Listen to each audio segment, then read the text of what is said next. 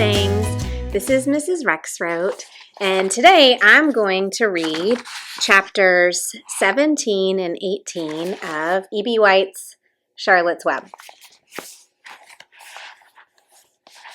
When they pulled into the fairgrounds, they could hear music and see the Ferris wheel turning in the sky. They could smell the dust of the racetrack where the sprinkling cart had moistened it, and they could smell hamburgers frying and see balloons aloft. They could hear sheep blatting in their pens. An enormous voice over the loudspeaker said, "Attention, please!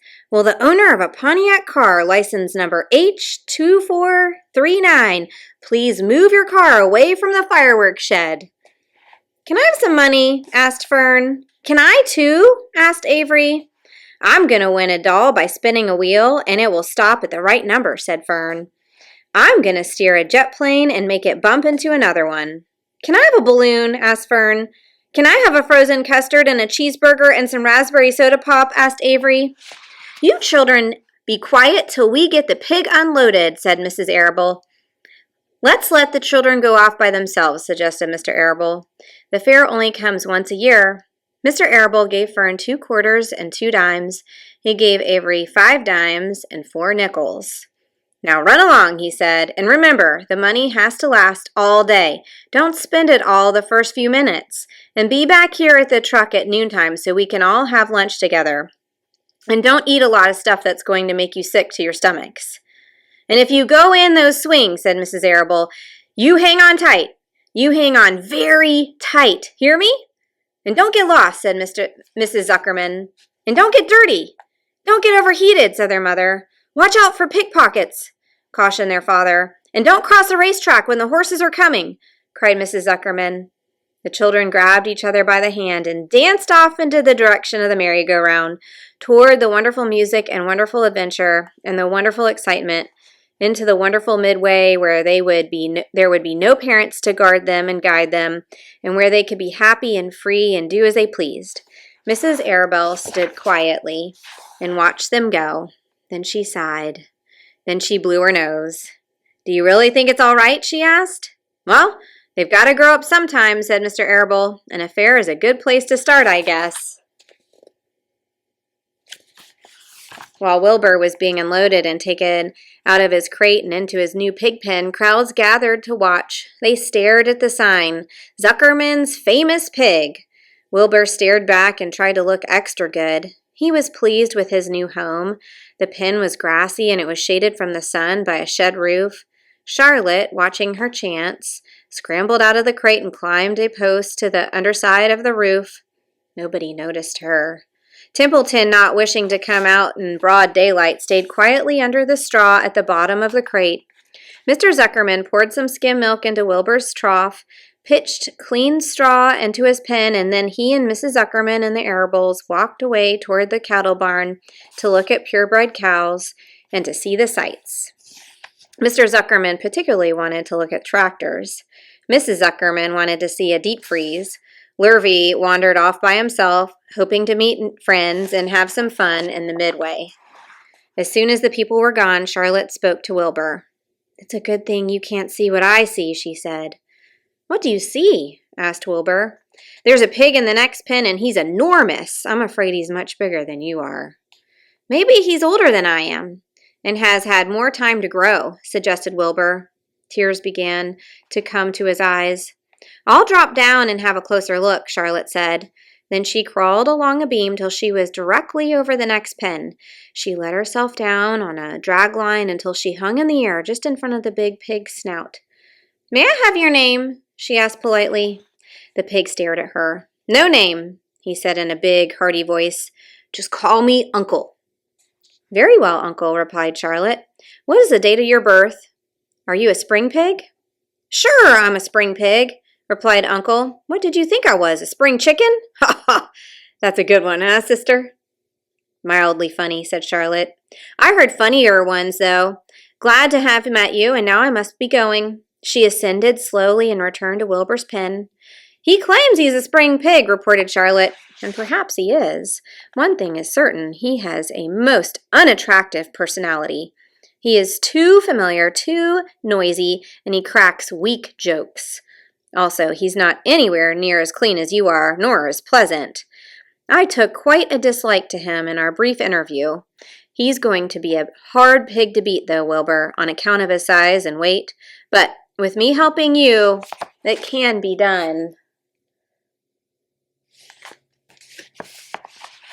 When are you going to spin a web? Asked Wilbur. This afternoon, late, if I'm not too tired, said Charlotte. The least thing tires me these days. I don't seem to have the energy I once had. My age, I guess. Wilbur looked at his friend. She looked rather swollen, and she seemed listless. I'm awfully sorry to hear that you're feeling poorly, Charlotte, he said. Perhaps if you spin a web and catch a couple flies, you'll feel better. Perhaps, she said wearily, but I feel like the end of a long day.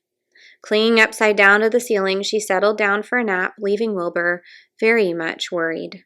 All morning, people wandered past Wilbur's pen. Dozens and dozens of strangers stopped to stare at him and to admire his silky white coat, his curly tail, and his kind, radiant expression.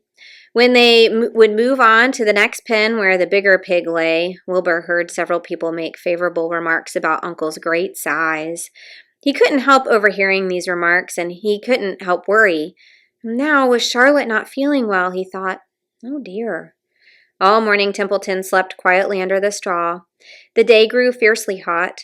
At noon, the Zuckermans and the Arables returned to their pig pen. Then, a few minutes later, Fern and Avery showed up.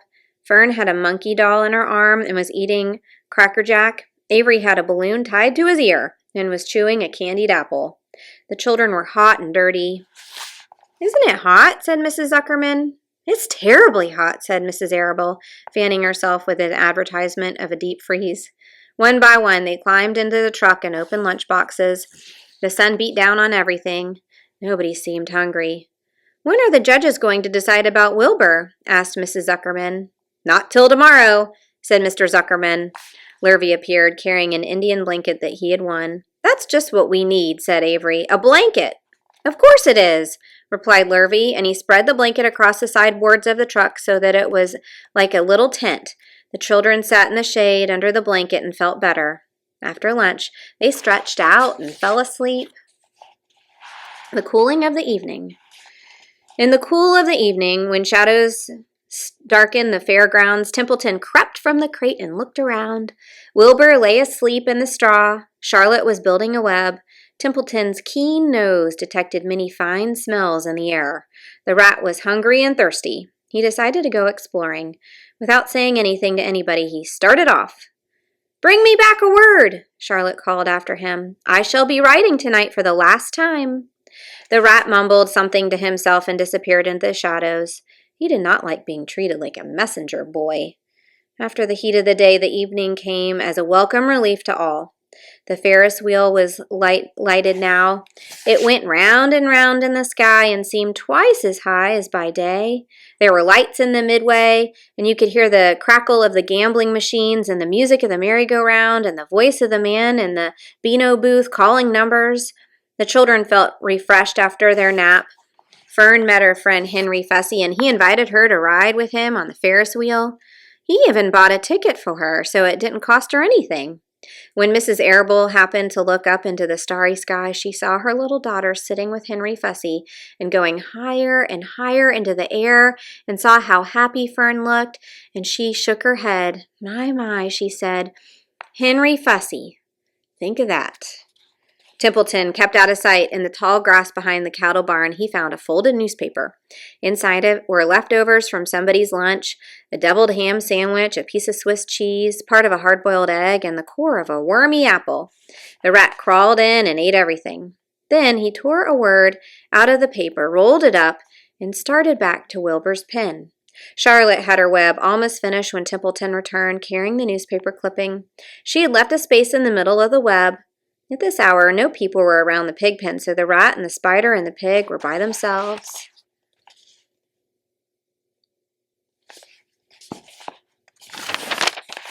I hope you brought a good one, Charlotte said.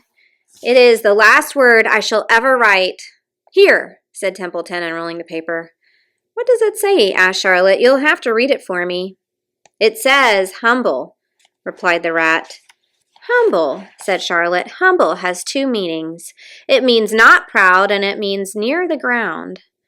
That's Wilbur all over. He's not proud, and he's near the ground. Well, I hope you're satisfied, sneered the rat. I'm not going to spend all my time fetching and carrying. I came to this fair to enjoy myself, not deliver papers. You've been very helpful, Charlotte said. Run along if you want to see more of the fair. The rat grinned. I'm going to make a night of it, he said. The old sheep was right. This fair is a rat's paradise. What eating, what drinking, and everywhere good hiding and good hunting. Bye-bye, my humble Wilbur. Fare thee well, Charlotte, you old schemer. This will be a night to remember in a rat's life. He vanished into the shadows. Charlotte went back to her work. It was quite dark now. In the distance, fireworks began going off, rockets scattering fiery balls in the sky. By the time the Arables and the Zuckermans and Lurvy returned from the grandstand, Charlotte had finished her web. The word humble was woven neatly in the center. Nobody noticed it in the darkness. Everyone was tired and happy. Fern and Avery climbed into the truck and lay down. They pulled the Indian blanket over them. Lurvy gave Wilbur a forkful of fresh straw. Mr. Arable patted him. Time for us to go home, he said to the pig. See you tomorrow. The grown-ups climbed slowly into the truck, and Wilbur heard the engine start and then heard the truck moving away in slow speed. He would have felt lonely and homesick had Charlotte not been with him. He never felt lonely when she was near. In the distance, he could still hear the music of the merry-go-round. As he was dropping off to sleep, he spoke to Charlotte. Sing to me that song again about the dung and the dark, he begged. Not tonight, she said in a low voice. I'm too tired. Her voice didn't seem to come from her web. Where are you? Asked Wilbur. I can't see you. Are you on your web? I'm back here, she answered, up in this back corner. Why aren't you on your web? Asked Wilbur. You almost never leave your web. I left it tonight, she said. Wilbur closed his eyes. Charlotte, he said after a while, do you really think Zuckerman will let me live and not kill me when the cold weather comes? Do you really think so? Of course, said Charlotte. You are a famous pig and you are a good pig. Tomorrow you will probably win a prize. The whole world will hear about you. Zuckerman will be proud and happy to own such a pig, and you have nothing to fear, Wilbur, nothing to worry about. Maybe you'll live forever, who knows? And now, go to sleep.